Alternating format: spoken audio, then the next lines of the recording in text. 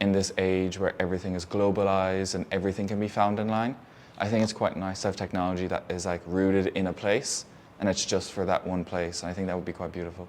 My name is Costello. I'm an interaction designer and I've designed a storytelling social robot with stories from the Dingle Peninsula. I'm a made thing, a strange one, that has been given stories to hold and asked to listen for more.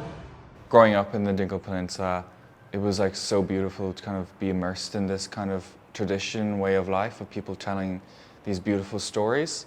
And that really prompted me to design this. I first kind of gathered my initial stories from Ducas.ie, which is a folklore archive, and kind of injected them back into this robot to kind of give it a sense of place and its initial kind of basing of its stories.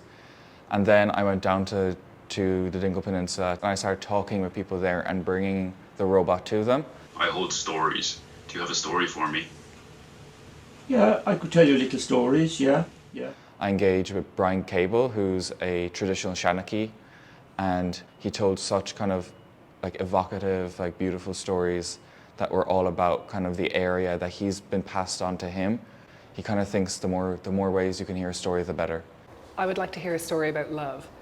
Like, it is a strange experience to speak to a robot, but I think when you kind of get over the fact that it's a non-real thing speaking to you, I think it is very, I don't know, I think it sort of futurizes Irish traditions.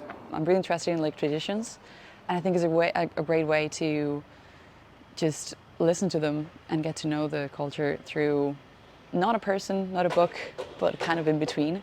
It kind of exists within its own space. It's not trying to replace storytellers. It's trying to engage with the storytelling community in a different way. I have one about a leprechaun at Derrymore Bridge, or a foolish man and an agent's money, or the hungry grass. I would totally like to see this scaled up, but with a lot of care for each community. The way you approach things where you're doing it with people, for people, and not kind of replacing someone. And I don't see this as replacing someone, where it's kind of its own other thing.